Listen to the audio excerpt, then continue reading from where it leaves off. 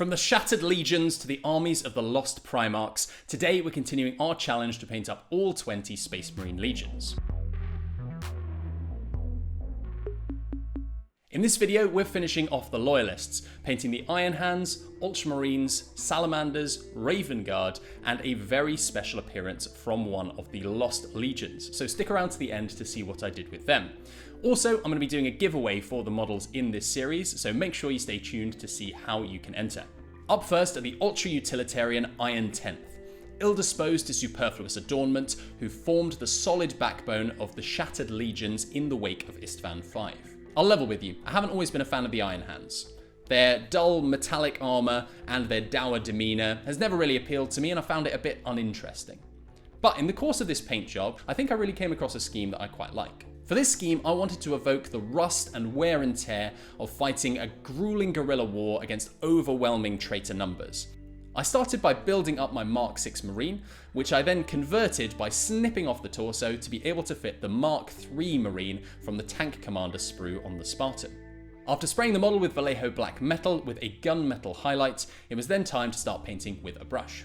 My reference image I used for this was going to be Legionary Morkark from the Liber Astartes. The key details that stood out to me were the red rust that seemed to permeate across the armour at the edges of every armour panel, as well as his steely blue gaze. I used Vallejo Rust Metallic mixed with Mephiston Red as a sort of edge highlight colour. I made sure that I was streaky with this and didn't keep it too neat in order to show that it was the accumulated grime of 1,000 battlefields. To certain areas I also added Vallejo's non-metallic rust colour, just to provide a bit of a contrast and to break up that colour a little bit. I highlighted portions of the armour using Vallejo Aluminium, and then I also used this to provide scratches and dings into the armour. I then came back in with gunmetal over some of the black metal areas to do a similar thing. I filled in the connections between the armour and the casing of the bolter with black, and then also came in and put aluminium into his eyes in preparation for that steely blue stare. To this I added Vallejo Arctic Blue, which really gives that cold, calculating stare. And so, in less than 30 minutes, this son of the Gorgon is ready to avenge his father against his traitorous brothers on the battlefields of the Horus Heresy. The poster boys for the shiny new Marines of the 41st millennium, in 30k the Ultramarines lean much more heavily into the neo-Roman aesthetic. I used Legionary Navius as my inspiration for this one, arming him with a power sword and an appropriately commanding raised pointing finger. For the head, I took some artistic license, as I have this Mark V head with sort of laurels on the top, which I just couldn't resist using for a 30k Ultramarine. So I was happy with my conversion, but when it came to paint the blue armour, I couldn't quite find the right shade of blue. Most of the Games Workshop materials are going to suggest putting Macragge blue, but I found this wasn't quite a deep enough royal blue for what I wanted. However, I did manage to find that using Arctic blue from Vallejo gave me the right colour, even though it was a metallic paint. So I'm going to end up with metallic Ultramarines, which is something a little bit unique. I applied this Arctic blue as a base coat, and then I added a couple of drops of dioxazine purple ink in order to give me a rich, regal royal blue.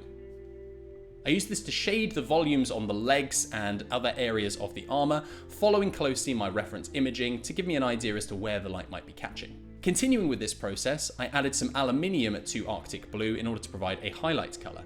This step helped to really give a shine to the armour, making it look like this guy has stepped right off of the parade ground. Very appropriate for the Ultramarines. For the gold trim, I first tried Retributor armour, but what I'm noticing more and more is that in the Liber Astartes book, all of the golds are very muted and desaturated. To this end, over my Retributor armour, I added a layer of aluminium mixed with bright brass, which I think gives an appropriate desaturated colour. I used gunmetal for some of the weaponry and vents, and black for the areas between the armour. For the eyes, I used a similar technique to my Iron Hands, only this time I used Signal Red. This should provide a bit of a pop of colour against all that blue armour. And so this champion of Guilliman is ready to hold Ultramar against the onslaught of the World Eaters and the Word Bearers. If you want to guard your homeworld against the onslaught of the traitor legions, why not try hitting the like button below? I can't guarantee it will protect you from chaos, but can't hurt, right? Unlike the flamethrowers on these next guys. Everyone's favourite example of defenders of humanity, the Salamanders can't quite be called good guys due to their exuberance when it comes to the purging of Xenos races, including children. However, the main thing I think of when I think of the Salamanders chapter is flame and fire weaponry. So when deciding on a weapon to convert him with, it had to be a heavy flamer.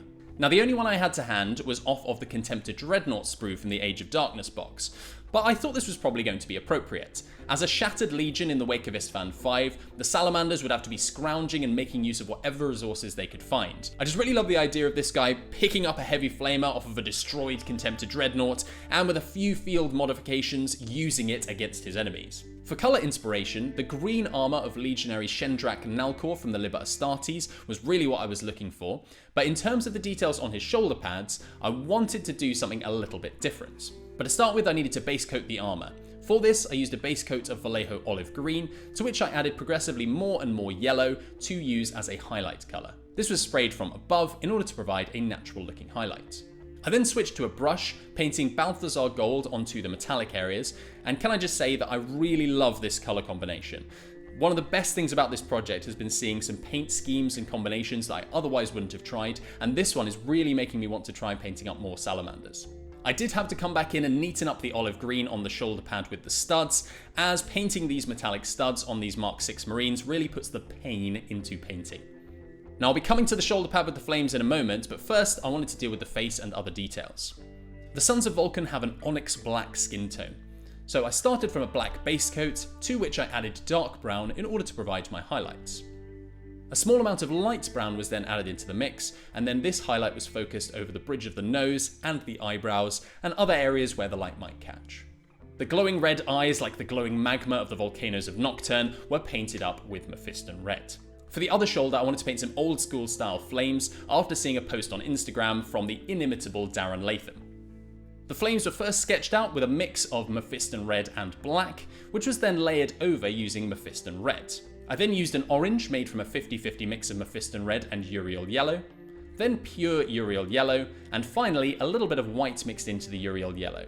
With each progressively lighter colour, I made sure to focus it on a smaller and smaller area of the flames until the white and yellow layer was only really focused around the centre of the flame pattern. Putting flames onto models is just so retro, I really love the effect. Between this and that Iron Hands scheme, I'm almost tempted away from my beloved Blood Angels to paint more of these. Almost. And with that, this Salamander is ready to bask in the flames. Just don't think too carefully about what he's barbecuing.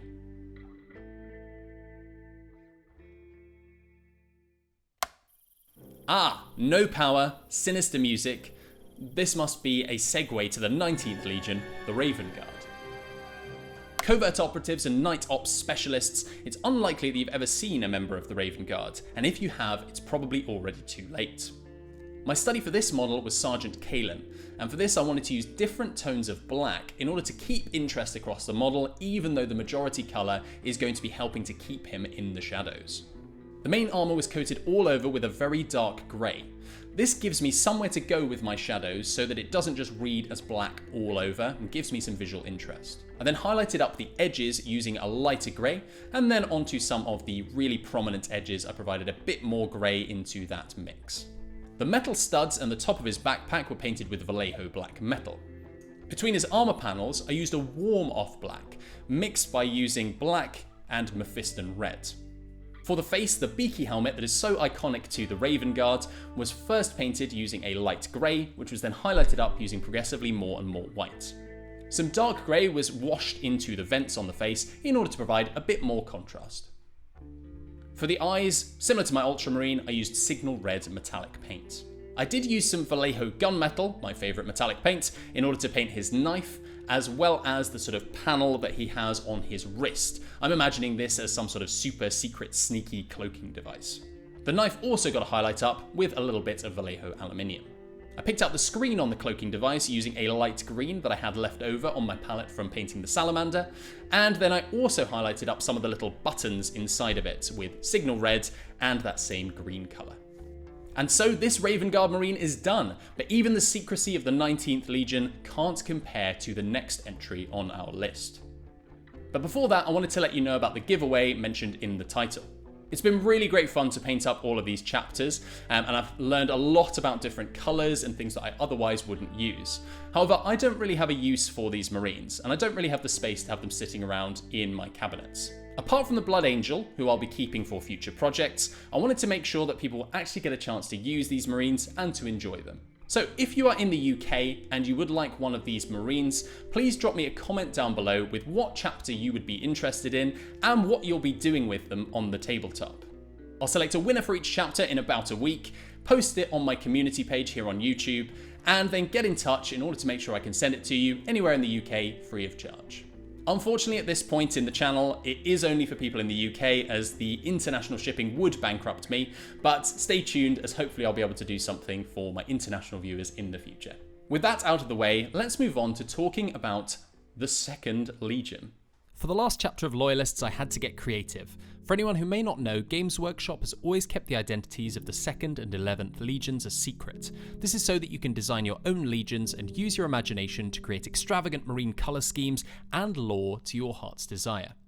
What follows is my attempt at this for the 2nd Legion, who I have dubbed the Bringers of Mercy. Since the dawn of the Emperor's Astartes project, the triumph of reason and science has been paramount to the triumph of the imperial truth. Yet the Emperor once believed that in order to dissuade the worship of chaos, he may need to display his own psychic might to the denizens of what would become his Imperium. To this end, he created the second Primarch, who would come to be known as Cordis Miseri. Like his brother Primarchs, Cordis was snatched by the ruinous powers in a great conspiracy, but through means as yet unknown was psychically touched by the mind of the Emperor and drawn back to Terra, though through the touch of the warp had taken on the appearance of an old man, older even than his supposed father.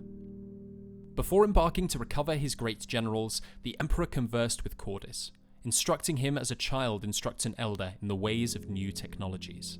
Learning quickly, Cordis devoured knowledge from the libraries of Terra, within a couple of years becoming an erudite scholar and wise counsellor to the Emperor. Though the manner of his creation was owed to the influence of the warp, the Emperor grew to care for him, engaging with him in debate on matters scientific and philosophical.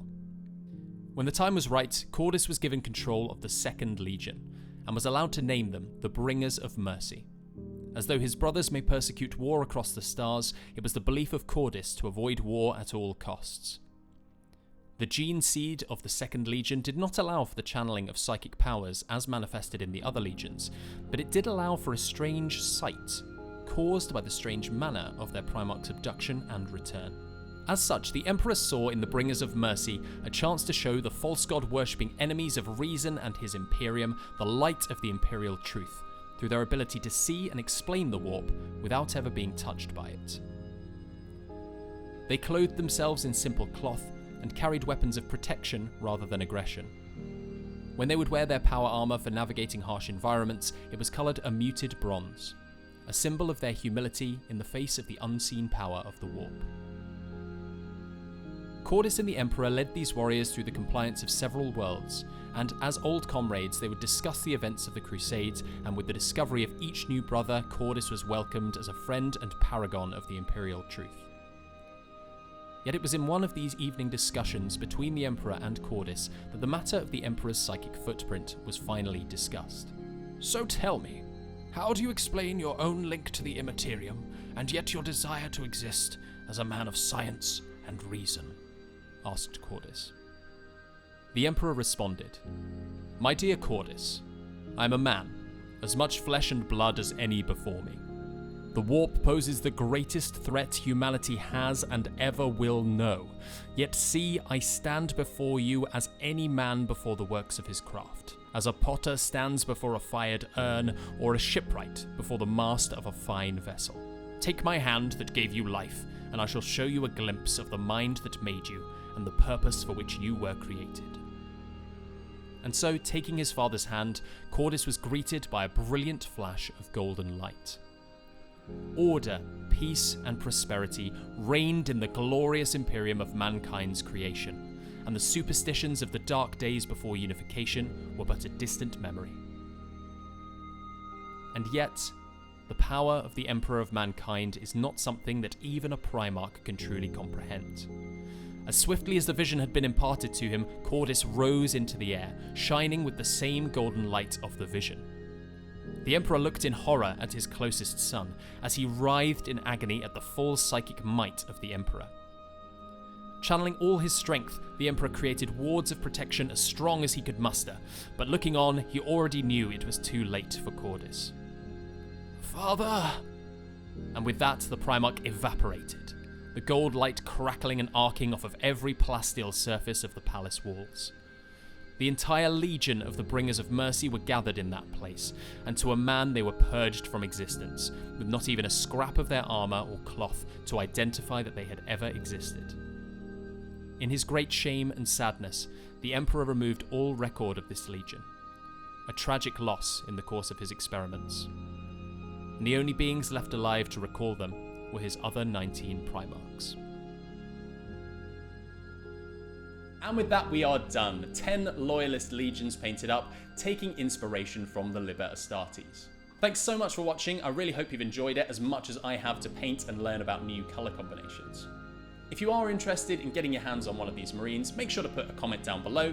And in the meantime, my name has been Ollie, this has been my hobby, and I'll see you next time.